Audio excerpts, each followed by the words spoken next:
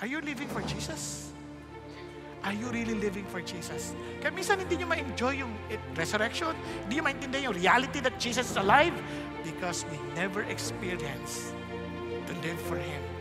Because we keep on living on our own, trying to fill our vain conceit or empty glory with our own effort, while God emptied Himself to fill you with His glory that you may live for Him.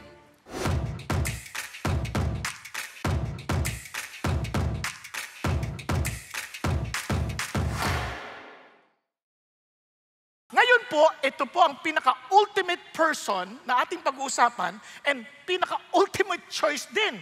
Kasi ganitong kahirap ng choice na to. Kung halimbawa, alam mo ang may papanganak mo ay magiging Hitler. Pag nabuntis ka, sabi sa'yo, pag nanganak ka, Hitler yan. Itutuloy mo pang magbuntis. Pag kumalabit si Mr. Pwede. Bakit? Hitler! Hitler! Alam mo ba yun? Di ba? Naintindihan sabihin? Kasi, kumbaga, kung may choice ka, pero itong mabigat.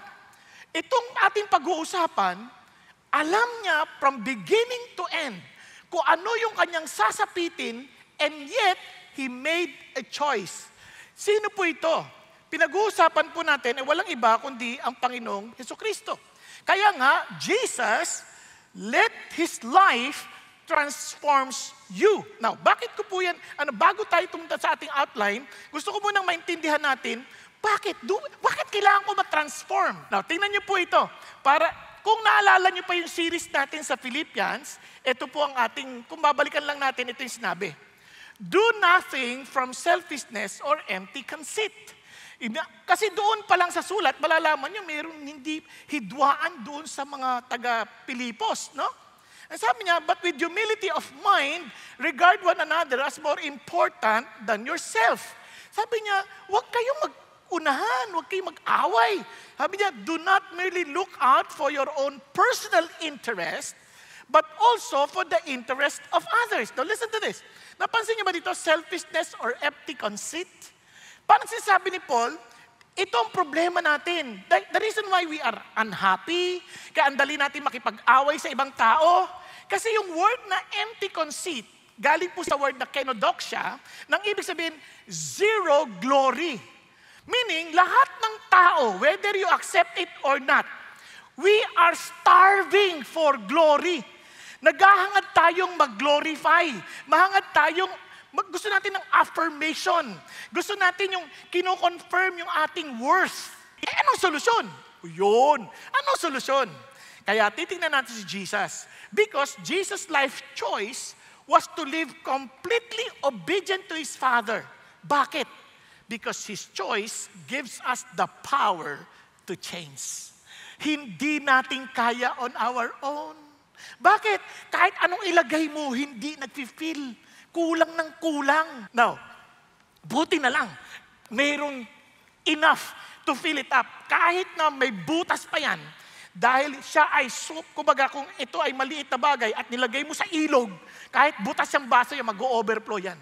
That's why only Jesus can fill that up because He alone is eternal. Nagkakanig yan. So, yung choice niya ngayon will give us the power to change. Now, tingnan natin ngayon ang ating outline for this afternoon. Unang-una, bakit? Because He emptied Himself, the humiliation of Christ. His emptiness becomes our fullness. Yung kung ba yung hinubad niya, binigay niya sa'yo. Di ba? Okay ba yan? Now, hindi lang yun. The exaltation of Christ. Imagine the very person who filled you up will be exalted and He is exalted. And kung na-exalt siya, wow, kakampi mo. If God is with you, who can be against you? Sobrang punong-puno ka na talaga niyan. At hindi lang yun, hindi ka niya iniwan. He will be coming back again to fulfill all His promises in eternity. Kaya nga sabi niya, the anticipation of Christ. Now, tingnan natin yung humiliation of Christ. Simulan natin dito. You see, when we talk about the humiliation of Christ, we're talking about His choice, about the life He chose to live, and the death He chose to die. Yung kanya pong kapanganakan, yung kanya pong kanyang pamumuhay, yung kanya pong kamatayan, lahat yun, itinalaga yun. Sinet yun ng Diyos. Hindi yun parang aksidente. Lahat yon pinagplanuhan ng mabuti yon. It was His choice.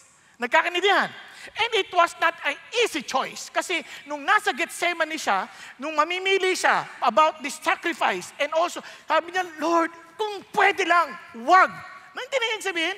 Pero, not my will, but thy will be done. So just to show us na hindi madali, kahit Diyos siya, hindi madali yung choice na yon. Nagkakaintindihan tayo? Sa Philippians, di ba naalala nyo kanina, do not merely look out for your own interest, but for the interest of others. Tama? Tingnan yung sunod. Have this attitude in yourself, which was also in Christ Jesus. Ito yung sinasabi natin, humiliation ni Christ. Tingnan nyo Christ Jesus, who, although He existed in the form of God, did not regard equality with God a thing to be grasped, but emptied Himself, taking the form of a bondservant, and being made in the likeness of men, being found in appearance as a man. He humbled Himself by becoming obedient to the point of death, even death on a cross. Alam nyo, ang hirap imaginein, paano magiging humiliation, halimbawa, ang kapanganakan ng isang tao. Paano magiging humiliation yun? Paano magiging humiliation ang pamumuhay ng isang tao? Paano magiging humiliation ang kamatayan ng isang tao? Which is but normal. Sino ditong hindi mamamatay? Lahat tayo mamamatay. How could that be a humiliation? Now, sa case ni Jesus Christ, ito kasi yun. Jesus Christ is not just a man. He existed in the form of God. He did not regard equality with God. Si Jesus, hindi tao. Diyos. Nagkakaintindihan tayo?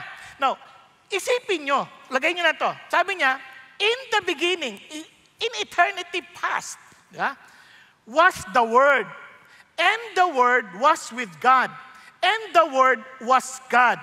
He was different from God, but He was with God, but He was God. Are you following? Then sabi niya dito, He was in the beginning with God.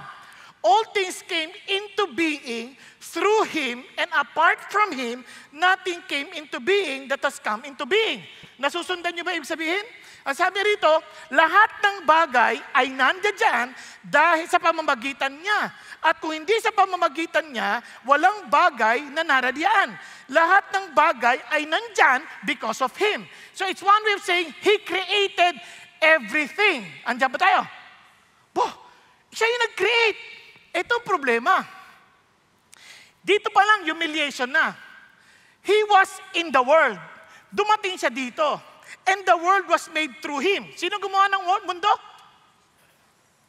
Yung Word, siya. And the world did not know Him. Hindi siya kinilala. Tapos, He came to His own, and those who were His own did not receive Him. Di ba laking pangungutya yan? Di ba dumating yung gumawa, tapos hindi mo pinansin, parang, sino ka? Tinaboy. Are you following? Eto pa. Sabi niya, sa John 1:14, sino ba yan? And the Word became flesh and dwelt among us. And ang nagsusulat ito si John, the beloved. And we saw His glory. The glory as the only begotten from the Father, full of grace and truth. Wow! Ito si Jesus, hindi ordinaryong tao. Siya'y Diyos. Siya'y naglikha. Ngayon, nagkatawang tao. Yun lang maipanganak ka. Alam niyo yung kwento na siya ay nanganak sa isang mahirap na pamilya. Kung ikaw ang Diyos, saan mo gusto mo ipanganak? Siyempre sa palasyo. Tama? Gusto mo, kahit nga yung mga fantasy, saan nagpunta na una? Sa palasyo, sa hari ng Herodes. Kasi, siyempre, kung ikaw yung hari ng mga Hudyo, ikaw yung hari ng mga hari, bakit ka naman magpapanganak sa sabsaban? Bakit niya pinili yun? Sabi nga ni Jesus, He became poor that you might not need anything anymore. Ano ibig you became poor that you might become rich. Kumbaga, yung kulang mo, tinapatan ko. Ako na. Diyan yan. Pili niya yan. Tingnan nyo ha. Bago kayo matulog ng gusto, pakinggan natin mabuti to. Tingnan nyo ha, sa Galatians. Anong sabi niya? Hindi sinadya niya to. Grace to you, peace from God, our Father and the Lord Jesus Christ, who gave himself for our sins so that he might rescue us from this present evil age, according to the will of our God and Father, to whom be the glory forevermore. Ano ba? Bakit napunta siya dito? Kasi, batid naman ninyo, hindi naman bumubuti ang lagay natin. Sobrang sama. Hindi niyo pa kasi pasama ng pasama. Lahat ng tao, parang ang daling mag-init ng ulo. Kaya naman si Jesus, ang ginawa niya, this is the evil age and I want to rescue you from that. Kasi hindi na magiging masaya ang buhay natin. Our lives will become more difficult and difficult. Nagkakaintindihan? And I want you to spare from that. Hindi ko kayo paaalisin sa evil world na ito, but I will promise you a new world where I will come and save you and rescue you from this evil age. Nagkakaintindihan tayo? Kaya sadya yun ni Jesus. Hindi yun pinagplanuhan nila ng mabuti yun. Kaya sabi nga ni Lord, di ba? For God so loved the world that He gave His only Son, that whoever believes in Him will not perish but have eternal life. And sabi niya, for God did not send His Son into the world to condemn the world. Hindi ka para husgahan. Hindi para sabihin sa'yo, napakasama ninyo. Grabe kayo. No. But to save the world through Him. Sa pamamagitan niya. Kaya nga, Jesus, first and foremost, kailangan iligtas ka niya para matransform ka niya. Kasi kung hindi ka niya maliligtas from the evil age, hindi ka niya matatransform. Kasi nadya niya yun. Tingnan niyo yung ginawa ni Jesus. Kinampihan niya yung mga pangit. Bakit? Tingnan niyo. For he grew up before him like a tender shoot and like a root out of parched ground. He has no stately form or majesty that we should look upon him, nor appearance that we should be attracted to him.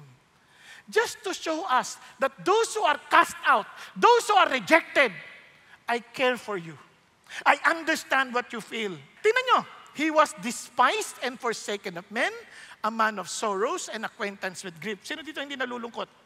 Sino dito hindi nadadapa sa kalungkutan at sa parang feeling of rejection, feeling of being despised? Sino hindi? Kahit ano pang lagay mo sa buhay, you would always feel that way. And yet here is Jesus Christ.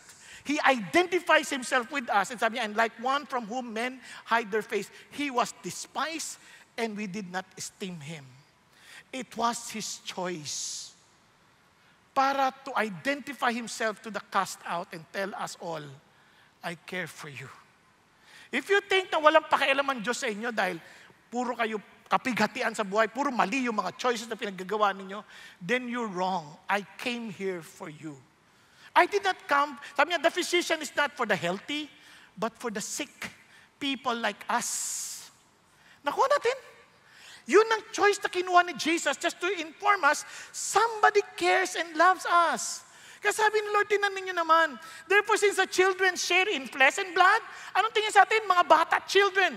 He himself likewise also partook of the same, that through death he might render powerless him who had the power of death, that is the devil, and might free those who through fear of death were subject to slavery all their lives. Now, tingnan niyo po, at ang yung kumbaga, worst display of humiliation was his suffering and death. Pag-isipan niyo mabuti, mabilisan lang. When he was arrested, grabe, sabi nga niya, ba't niyo kina-arresto with clubs and ano? Bakit? Criminal ba ako? Yan ang tanong. Yun pa lang, kung ang pagtrato sa kanya, pagdating sa Garden of Gethsemane, umiiyak siya. Sinasabi sa kanyang mga alagad, I will suffer from the hands of the chief priest.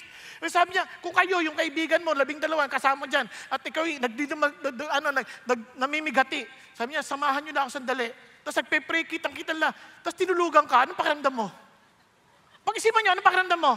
Si Jesus, ganun na kanya experience. And yet, look at him. Sabi niya, all of you will be scattered. All of you will leave me alone. But, I am not alone, for my Father is with me. Tapos in-array na siya sa Sanhedrin, sobrang unjust yung kanyang pag-arrangement, mga false witnesses ang lumabas, di ba? Tapos again, dinala siya kay Pilate. Pilate knew that he had no sin, but Pilate could not do anything. Kaya naman, sa halip na ipawalan siya, he was scourged and mocked. Talagang walang kwenta. Talagang, he was being questioned, but he was scourged and mocked. Tapos grabe, tingnan niyo kung paano ginawa sa kanya. Imagine siya yung creator. The soldiers took him away together with the whole Roman cohort, and they dressed him in purple, and after twisting together a crown of thorns, they put it on him, and they began saluting him, "Hail, King of the Jews!" Ini-insulto siya ng ganun na lamang. Tapos talagang pinasuot pa siya ng ganun ka, gusto pala, hari ka pala. Now listen pa, talagang lahat ng yan, yung thorns na yan, nagsimula lang yan dahil sa kasalanan natin. Walang thorns talagang nilikha ang Diyos. But curse is the ground because of you, but both thorns and thistles it shall grow for you. But Jesus took that thorns upon himself. Kaya naman, the King of Heaven took the curse upon him, had to break the curse upon your hearts. Now listen to this. Imagine the King of Kings took the crown of thorns. Hindi pa sila nakontento. They repeatedly beat his head with a reed and spit on him. Nakakabit saka pinagpupukpuk pa sa ibabaw. Sobrang panghinsulto. Parang gagawin ba yun sa tao? Huwag naman. Pero si Jesus mismo, siya yung pinagpupukpuk. Alam niyo bang pwede naman patayin na ito ni Lord ng salita lang Pero hindi niya ginawa because He came to save these people. The very same people who is insulting Him, spitting on Him. Diligtas niya. And He was flogged. Kaya sobra. Then ito pa po. Then He was condemned. Kahit na alam ni Pilate na guiltless siya. Nagugas kamay na nga. Then the journey to Calvary. Buhat-buhat niya yung cross with all the pain. Doon pa lang, according to the medical science, pwede na mamatay si Jesus. But He had to die on the cross. Wala siyang choice. He had to die on the cross. Kaya He had to carry the cross to Golgotha. Kasi kung hindi siya mamamatay sa cross, hindi niya mafulfill yung prophecy. Hindi niya tayo maliligtas. Nagkakaintindihan tayo? Kaya naman, nilaban niya yun. Until arriving at the Calvary with the help of Simon Cyrene, pamabilan na crucifixion.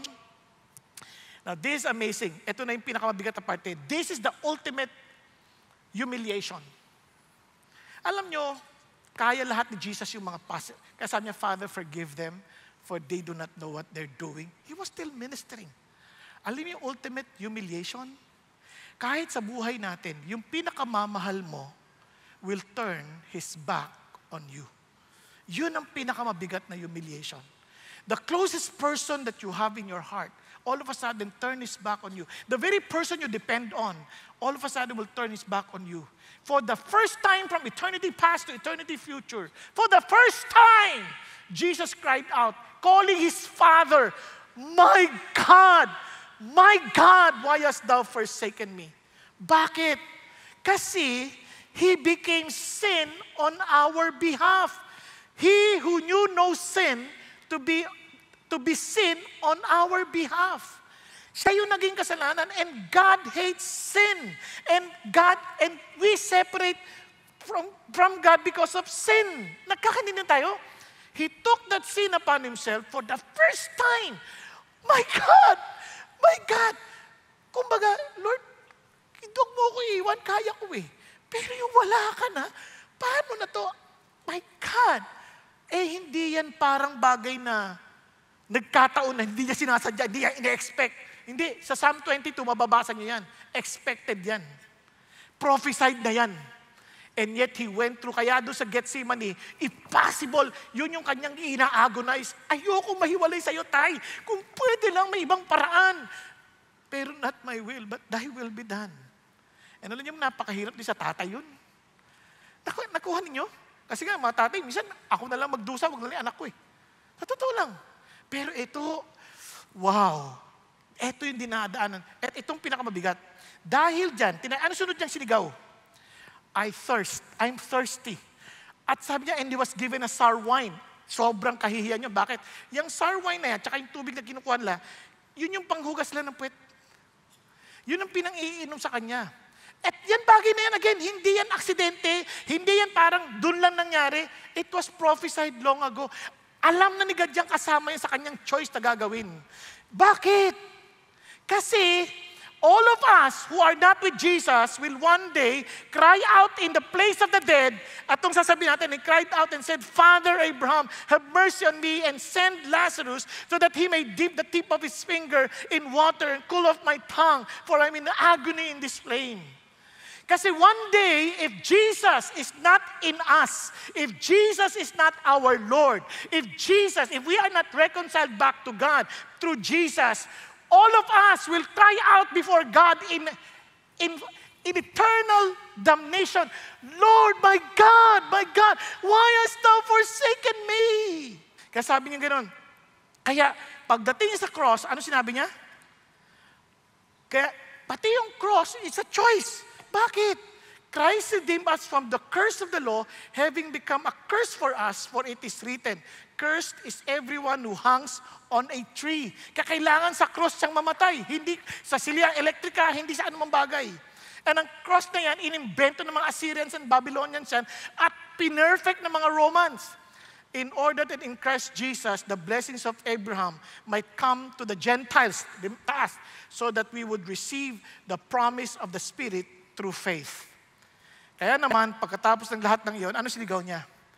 It is finished. Ano yung ibig sabihin ng it is finished? Yan ay tinatatak kapag ito ay sa kulungan, bayad na yung sentensya mo. Tetelestai. Kapag ikaw may utang at nabayaran na, tatatakan na yung papeles mo, paid in full. Tetelestai. Kapag ikaw ay prisoner of war at pinalaya ka na, tatatakan na ng tetelestai. Paid in full. And sinasabi ni Jesus, lahat ng utang ng mga taong ito, bayad na. Paid in full. Di ba? Kaya yun ang dahilan kung bakit tayo ngayon, wow! Lord, thank you. Pero, wait lang ha.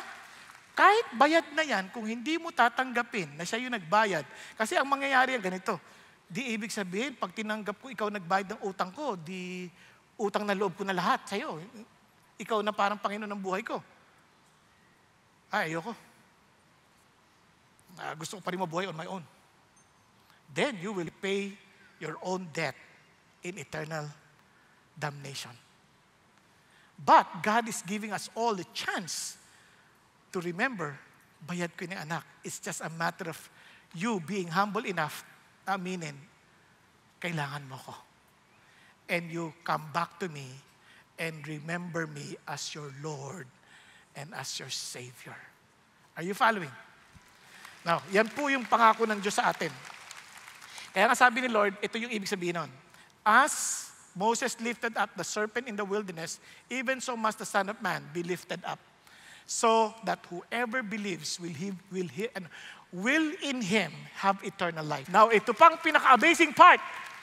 Sabi niya, having canceled the certificate of debt consisting of decrees against us, He has taken out of the way, having nailed it to the cross. Kaya ang response natin dapat is this: to the humiliation of Christ is to humble ourselves and trust Him alone for the forgiveness of our sins. Amen? Now, paano naman makakatiyak na talagang bayad yan?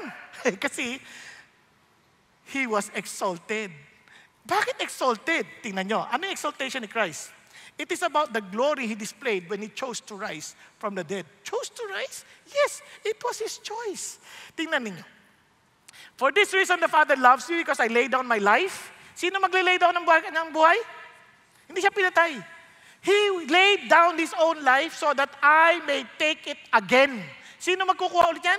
Siya. No one has taken it away from me, but I lay it down on my own initiative. I have authority to lay it down, and I have authority to take it up again. This commandment I received from my Father. Kaya, when He died, when He was buried, on the third day, He rose again. Hallelujah! Kaya doon nagpapatunay, bayad yung utang. Now, listen to this. Ganyan ka-importante yung resurrection. Bakit kamo? Kasi kahit anong sabihin natin sa mga pinagpipreach natin yan, that Jesus Christ died for our sin, that Jesus Christ is the only hope we have, kung di siya nabuhay, walang kwenta yan. Di ba? Tingnan ninyo. Sabi ni Paul, kung walang resurrection ng kamatayan at si Jesus Christ hindi na nabuhay magmuli, Kung wala, hindi siya nabuhay magmuli, lahat na itong pinipreach natin, useless to. Sayang ang oras nyo dito. Sabi nyo, hindi naman totally sayang kasi nakatulog kayo. Pero malamig pati, di ba? Pero sayang yung pamasahe. Sayang yung mga, yun ang sinasabi niya. Your faith also, useless yan. Ba't ka pa naniniwala kay Jesus? Useless yan. And sabi niya, moreover, we are even found to be false witnesses of God. Para tayong mga huwad na mga patotoo. Kasi kung hindi naman siya nabuhay magmuli, then we're testifying against God that He raised Christ, whom He did not raise. If in fact the dead are not raised. Wow. Now, pag-isipan niyo mabuti. Kaya alam niyo kung bakit ang Christianity, ang foundation niyan, nabuhay si Jesus ulit. Yan ay isang bagay na kung seryoso mong sisiyasatin at i-research, matatagpuan mo ang totoong katibayan. Maraming tao sabihin, hindi totoo yan, katang-isip lang yan. Have you studied it? Pag-isip mo, kung totoo yan, at ayan yung tiyak mo mapapatunayan, bakit? Kasi,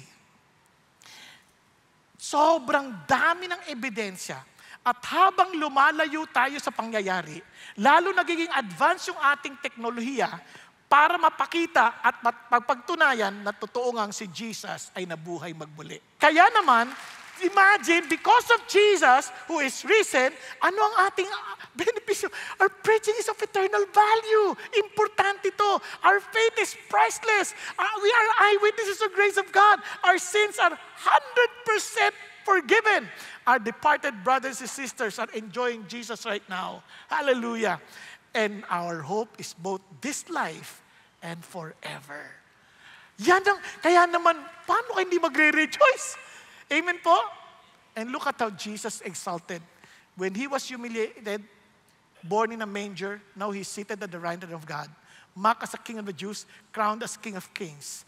Stripped of dignity, clothed in glory, pierced and crushed, raised and glorified, buried and borrowed tomb, risen with eternal authority.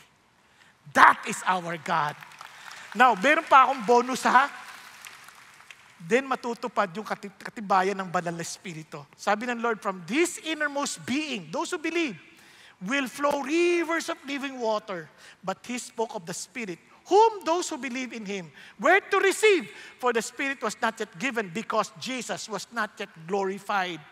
And look at this. Sabi ni Jesus, once I live, I tell you the truth, it is your advantage that I go away.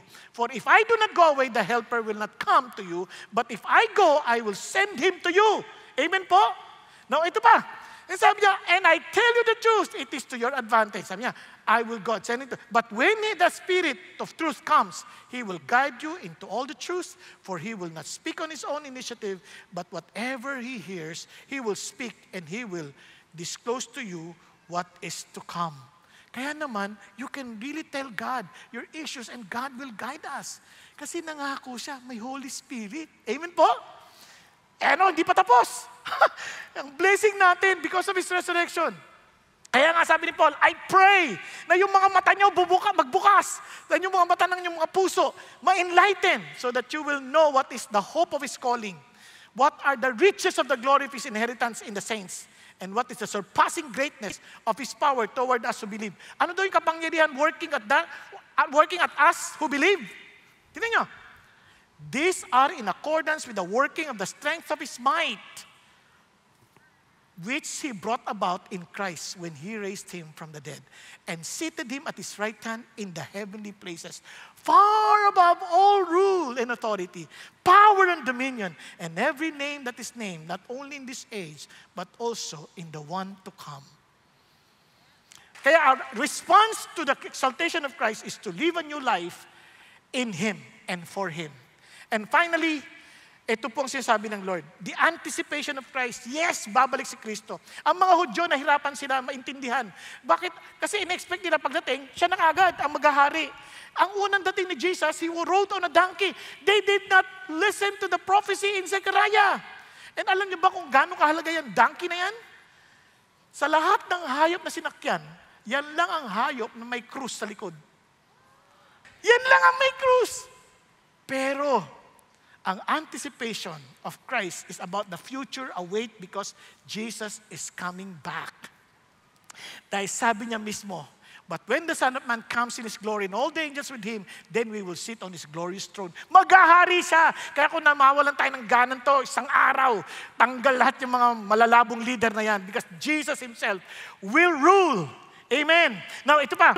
And sabi niya, and Jesus who has been taken up from you into heaven will come in just the same way as you have watched Him go into heaven.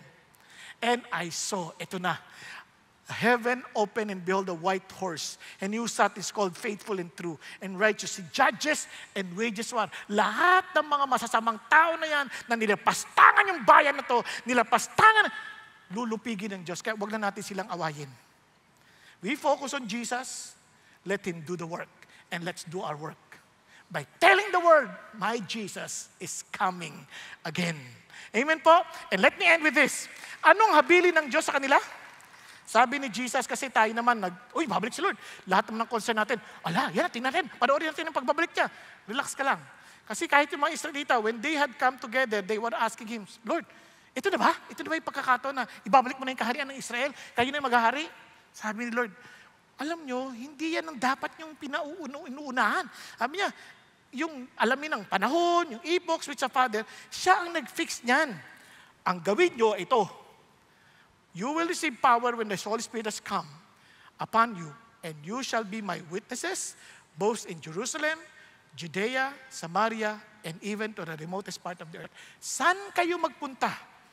Be my witnesses. It's one way of saying, go and make disciples of all nations. Baptize them. Make them commit to be identified with me.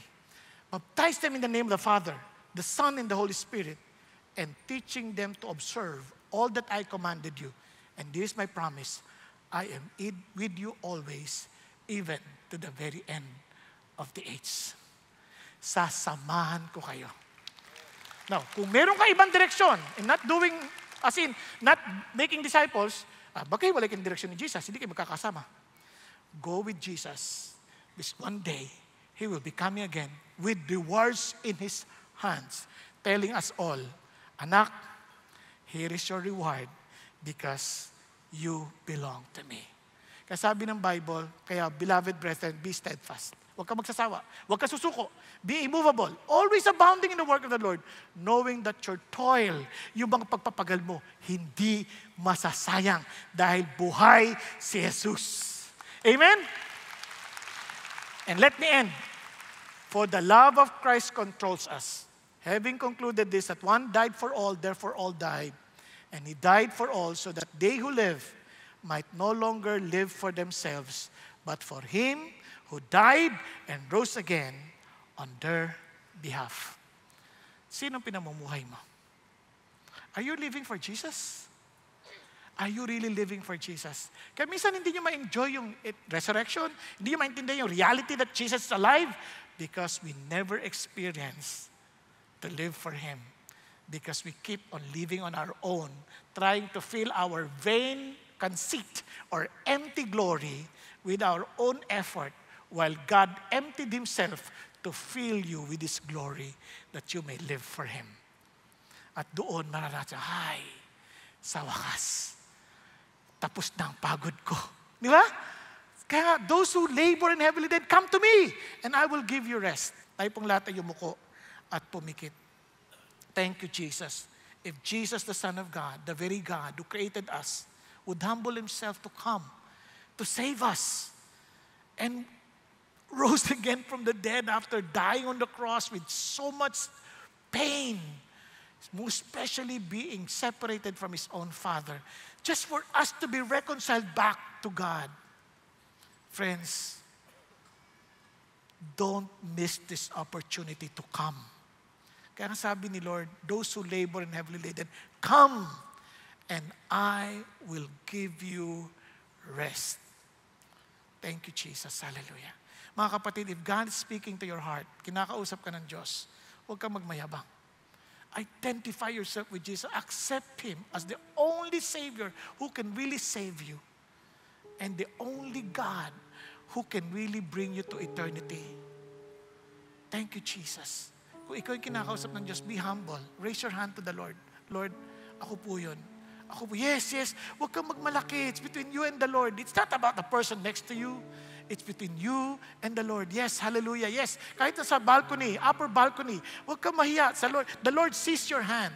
Thank you, Jesus, hallelujah. Thank you, Lord. Father God, I thank you that you see all these hands raised. Thank you, Lord, for their humility, Father God, to admit that they need you. Thank you, Lord God, for their humility to accept that they want transformation. And they cannot do it without your power. And thank you, Lord God, that you chose to die for our sins. You chose to suffer for us. You chose, Father, to be humiliated because of the consequences of our sin, not yours, that we may be given life. And Lord, we come to you. Thank you for paying the price that we were supposed to pay, but we could not. Thank you, Lord, that you died for me. And thank you, Jesus, that you did not remain dead, but you rose again from the dead. And you are alive. Thank you, Lord, that because you're alive, you have given us the Holy Spirit to empower us to live according to your will. And with the power of your resurrection, Lord Jesus, I pray that we too, Father God, Lord, will live with that same power, and that we would be passionate to tell the world that you are the Savior and the only hope that these people need. Hallelujah. Thank you, Jesus. Thank you, Lord. Lord, thank you for loving us and for saving us. And I pray, Father God, sa mga pagkakataon na to, ngayon naman sa mga nakaupo ngayon, inihamon ko kayo. Will you live for Jesus? Knowing that He's alive, knowing that He died for you, will you live for Him? No longer for yourself, but for Him. Kung yan din ang commitment mo, tayo ka. Tayo ka, Lord, I want to live only for you. Not for anything else, but for you alone. Lord Jesus, thank you. Though I cannot do this on my own, thank you, and I accept the Holy Spirit in my life to do it, Father God, to really work in me freely. Yes, hallelujah. Thank you, Jesus. Thank you, Lord. Thank you, Jesus. Father in heaven, thank you for all my brothers and sisters who stood up. Thank you, Lord God, for their love for you. Thank you because you first loved us. And I pray, Lord, that we will passionately live out the Christian life. Passionately praying for this country and for all our leaders, for all men. And Father, I pray that with your power, that the very same power that raised Jesus Christ from the dead, far above rule, authority, and dominions, I pray that we will live, Father God, with that same power, that declaring, Lord Jesus, the power that you have given us to transform lives, the power that will truly make us live only for your purpose and for your glory. Thank you, Lord Jesus. Alam ko, Panginoon, di namin kaya. Kaya naman, I pray to empower your people standing up right now with the power of your Holy Spirit from the top of their head, Father God, to the tip of their toes. Thank you, Jesus. Fill your people with that power, Lord. And allow us, oh Lord Jesus, Lord, to live as your army, to bring a great change in this nation and to wherever you bring us, oh God. In the name of Jesus, hallelujah. Amen and amen. Praise the Lord. Glory to God.